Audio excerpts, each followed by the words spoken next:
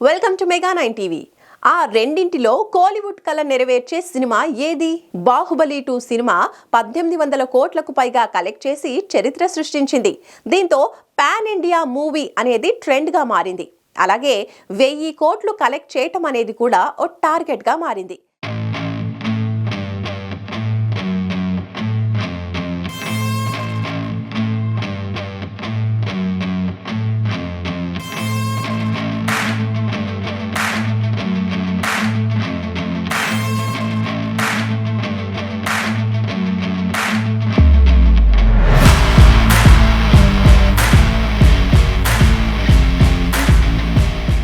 తెలుగులో Baahubali 2, triple R, కల్కి, పుష్ప 2 చిత్రాలు 1000 కోట్లకు పైగా కలెక్ట్ చేసి సంచలనం సృష్టించాయి.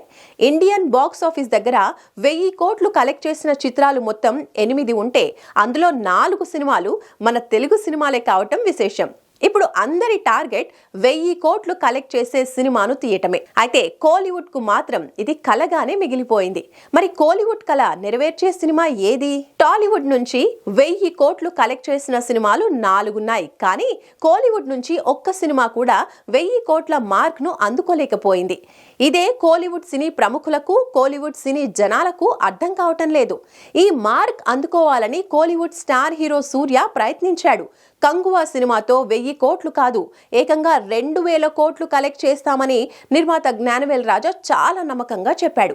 అయితే 2000 కోట్లు కాదు కదా, 1000 కోట్లు కూడా కాదు, పెట్టిన పెట్టుబడిలో సగం కూడా రాలేదు.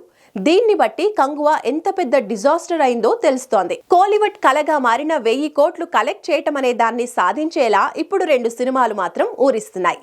అవే జైలర్ 2, కూలీ. ఈ 2 సినిమాలు సూపర్ స్టార్ రజనీకాంత్వే కావటం విశేషం. జైలర్ సినిమా 650 కోట్ల కలెక్ట్ చేసింది. ఫామ్ లో లేని రజనీకాంత్ ను మళ్లీ ఫామ్ లోకి తీసుకొచ్చింది ఈ సినిమా. ఇప్పుడు జైలర్ 2 అనౌన్స్ చేశారు. అనౌన్స్మెంట్ వీడియోతోనే అంచనాలు పెంచేశారు. ఇక రెండో సినిమా కూలీ.